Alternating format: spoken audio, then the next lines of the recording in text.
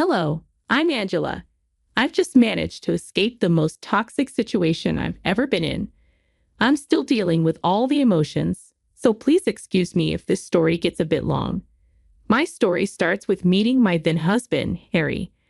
We met in college and started dating quickly because he was one of the most handsome guys on campus, and I was also considered attractive. We dated for a long time. Harry proposed to me right after we graduated, and I happily said yes. However, we both knew we needed to wait a bit longer before getting married because we were focused on our careers and wanted to be in a good place before taking that big step.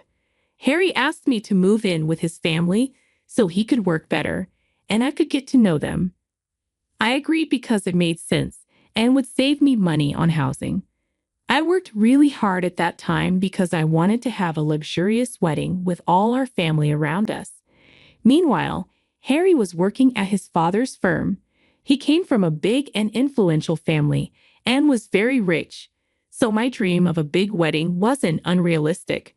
We focused on our careers for about 4 years before I got pregnant. It wasn't planned, and I was shocked because we were careful. I was so determined not to believe it that I went to the doctor, who confirmed I was already 3 months along. That evening, I had to tell Harry the news. So, I have some news. I began. Is it good or bad? He asked. I don't know. It depends on how you take it. You're scaring me. What is it? I haven't gotten my period for the last 3 months. At first, I thought it was just the birth control, but then something told me to take a pregnancy test. Oh no. Are you saying, yes, I'm pregnant? Oh my God. Are you sure? Could the tests be wrong? I thought the same thing, so I went to the doctor. They confirmed it. Wow, I didn't expect this. We have so much to do. This is wonderful. Really, I didn't know how you'd take it. We've been so focused on our careers, and a baby would be a big change. I assure you, it's very good news. First things first, we need to get married. So we immediately started planning our big, lavish wedding. Within the next 2 months, everything was set.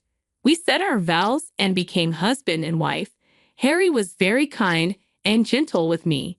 When I was pregnant and during the wedding planning, Harry was always by my side, making sure I was comfortable and having a good time. However, about 2.5 months after we got married, Harry's behavior started to change. He stopped looking after me and stopped checking in on me. I tried talking to him multiple times, but he wouldn't tell me what was wrong. When I gave birth to our beautiful daughter, Harry wasn't there, and that added to my pain. Thankfully, my mother-in-law, Lucy, was with me. I was in the hospital for about a month due to complications after birth, including a mini stroke and significant blood loss. Harry never visited me, and I was deeply hurt. What kind of husband leaves their wife to suffer like that? A few weeks after I gave birth, Lucy told me that Harry wanted to perform a DNA test on P to see if she was really his child. He thought it was suspicious that I got pregnant suddenly. Hearing this made me feel even worse because I had never given him any reason to doubt my faithfulness. He conducted the test anyway, and it confirmed that P was his child. But by then, Harry had checked out of being a father and husband for so long that he found it more comfortable to stay distant. When I returned home, I tried to talk to him about it, but he told me he wanted nothing to do with either P or me. He and I stayed in this painful situation for the next 7 years. Harry had made me quit my job when I was pregnant, so I had no savings to fall back on. Harry was doing well at his father's business, so I knew he could provide for us. I stayed in the house because I wanted to be with P without facing any issues. Harry barely looked at P and would complain if I raised any issues about household work. I quickly learned that Harry was not the sweet-tempered man I had known before. The only reason I was still living there was because I was taking care of his parents, a job he didn't want to do. His parents, Patrick and Lucy, adored Harry and believed he could do no wrong. Even when they saw how he was treating P and me, they didn't care. They fully believed that I was the reason Harry was ignoring his duties, thinking I had done something to deserve it. At first, I was really hurt by this, but I learned to let go. Patrick and Lucy had many health issues. Patrick was diabetic, and Lucy was on heavy medication for her heart issues. They needed a lot of care and attention, so I took over as their primary caregiver. Harry and his brother Mike were always busy with work, so they couldn't look after their parents. I suggested hiring someone to help, but Harry refused. Ever since Harry took over the household expenses, he made everyone's lives miserable. He wouldn't spend a cent unless it was absolutely necessary. We ate a lot of canned and microwave foods, and I started taking P out to salad houses just so she could get some nutritious food. One time, P got very sick with a high fever that wouldn't go down. I began to panic when she showed no signs of improvement and begged Harry to take her to the hospital. Pet is sick. We need to take her to the hospital, I pleaded. It's just a fever. Just put a wet cloth on her head and call it a day, Harry replied. Harry, she's been sick for a week and hasn't improved. She's barely eating, and I know something is really wrong. Just let her heal on her own. If you pamper her, her body won't learn how to fight off sickness by itself. She's your daughter, Harry. Don't you have even the slightest bit of sympathy? Not really. Does my panicking and crying at least make you feel a little bad? I'm literally just begging you to give me some money to take her to the hospital. Do you even know how expensive hospitals are? That's right, you don't. You don't earn a cent and you're just freeloading off of us. And you have the nerve to ask me for money to fund your expenses. And whose fault is it that I'm not working? You forced me to quit after I gave birth. The least you can do is take some responsibility. After P was born, I realized how much I detest domestic living and wanted to rid myself of you too. But you stuck to me like glue and refused to leave. If it were up to me, I would have thrown you out a long time ago. Forget it. I don't even know why I bother with you. I walked away from him with tears in my eyes, heading towards P's room. I bumped into Mike, and he looked worried when he saw me crying. I quickly explained my situation to him, and he looked alarmed.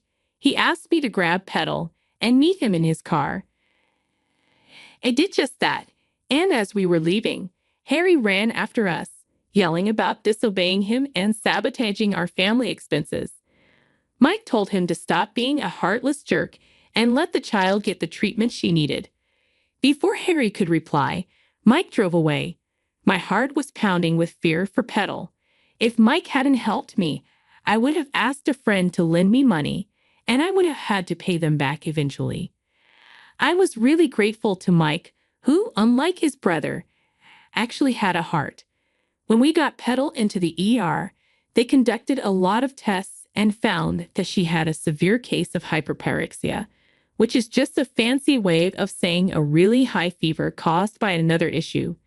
Since Petal was a child, her larger arteries were inflamed, making the fever even worse. She had to stay in the hospital for a few days so they could monitor her and bring her temperature down. Every one of those days, Harry called to tell me how selfish I was for taking Petal to the hospital after he had told me not to. The first day, I explained the situation, but he didn't care. After that, I stopped listening to his calls. Mike, on the other hand, was a godsend. He visited the hospital every day and stayed with Petal for a few hours so I could take a shower and eat a proper meal. He also brought many of Petal's toys, which made her really happy. Seeing her smile and laugh after days of suffering made me feel better about our situation. After Petal was discharged, Mike began making an effort to improve our lives. Before, he had always minded his own business, figuring we were Harry's responsibility. He treated us with respect but never checked to see how we were living. I remember when he took Petal and me to the park one day. We watched Petal play while we ate ice cream. He seemed lost in thought and a little sad, so I asked him what was wrong. Why do you look so lost in thought? Oh, it's nothing. Come on, you helped me out when I needed it most. Let me be a shoulder to lean on for you. Well, I was just wondering how my brother could possibly let the both of you go so easily. Yeah, it was hard for me to grapple with too. In fact, I still struggle with it. There have been so many moments when I just look at him and expect him to go back to being who he was when we first met. It takes a special kind of heartlessness to abandon your own child when she still lives in your house. I just learned to be grateful he hasn't kicked us out. Who would hire someone who hasn't worked for the last 7 years? I haven't even kept up with all the changes in my field. Why don't you try to find a job, even if it isn't in your field? Earning some money is better than earning none. You have no idea how badly I want to earn my own way, but I don't have time to work. What do you mean? You could work during the hours P is in school, and if needed, I can help you enroll her in daycare after school. You really are an angel, aren't you? While I appreciate the offer, I can't take you up on it. Even if I'm not taking care of Petal, I'm taking care of your parents. Between that and cooking everyone's meals and cleaning the house, I have no time for anything else. Oh man, I completely forgot about everything else you've been doing for us. I'm so sorry I've turned a blind eye for so long. I promise I'll help you out and make your days easier. I'll even help set you up with a job. I was surprised by how apologetic Mike was. In those months, I had learned to live as if I were invisible, so getting recognized for all my work made me really happy. After that, Mike began helping a lot.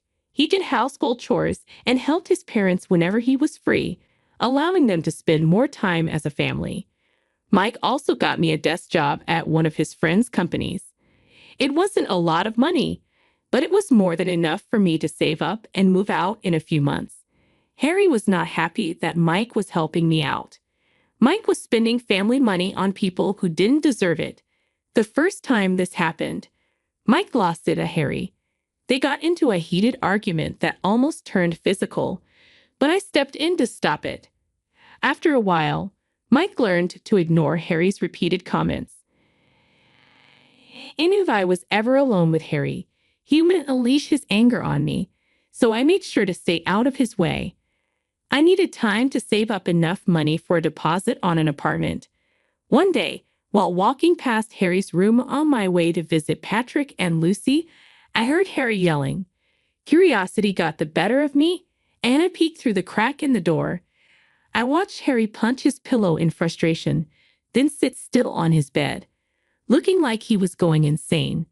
Suddenly, he jumped up, fumbled around in his pockets, and pulled out his phone. He started talking about how Mike's team was pulling in most of the revenue and how this team wanted to work with Mike. He complained about the decline in work ethic in the office because of Mike. Both of them managed their own teams differently. Harry was authoritarian and strict, overworking his team, while Mike was more relaxed, treating his team with respect and listening to them. It was clear why Mike's team was more productive, but Harry hated him for it. He also complained about how Mike was changing things in the house and how he was beyond angry with him. Harry began to tell the person on the phone about his plan to sabotage Mike and everyone else living in the house because none of us respected him. I couldn't believe what I was hearing. Although I decided to chalk his words up to anger, I figured he wouldn't have the time or capacity to follow through. I made sure to keep an eye on him over the next week. Then one day, Harry brought one of his friends over. They sat in his room, discussing Harry's plan to sabotage Mike. Look, Caleb, I'm just tired of Mike and his shenanigans. I get that. So, what are you going to do about it? Well, no, but all I know is that the man gets on my nerves. Suddenly, he's become a good guy, looking after my loser wife and child, and taking care of our parents. Do you think he's doing this for some gain? Oh yeah, of course. Everything about him works for a benefit that he can earn. He probably wants all of my parents' estate as his inheritance. That's definitely how it looks. Maybe you should do something soon. You can't let this go on longer. You are your parents' favorite, aren't you? Absolutely. And you're right. I need to keep it that way. What do you think I should do? Why don't you have your parents sign the house over to you, and then you can throw them all out? I like that. But what about Mike? Well, your dad's still the CEO, and he has the power to transfer the company under your name too. That is so true, Caleb. You're a genius. I was alarmed by what I was hearing. I quickly left after they switched topics, but I was sure Harry saw me. He must have tried to cover his bases before tricking his parents into signing everything over to him. The next day, I came home from work to see everyone sitting at the dinner table with grim looks on their faces. I tried to ask what was going on, but nobody replied. I felt awkward, but had to take care of Petal, so I let it go. That night, I thought about whether I should tell them what I overheard. Even though Patrick and Lucy were mean to me, they took great care of Petal when I needed it, and Mike was amazing. The next day, I came back from work, prepared to talk to Patrick, Lucy, and Mike about my plan. My heart raced as I walked into the living room to talk. Thankfully, Harry was still out, and I knew I had a little while before he came back home. "Why did you call us here?" Patrick asked. "I just wanted to tell you about something I found out the other day." "Hurry up with it," Lucy said. "I happened to overhear Harry talking to someone on the phone the other day. He made plans to take revenge on Mike and, in turn, on both of you." "Get out," Patrick snapped. I couldn't believe my ears. Patrick's accusation left me speechless. Harry had already poisoned their minds, convincing them that I would fabricate some story to turn them against him.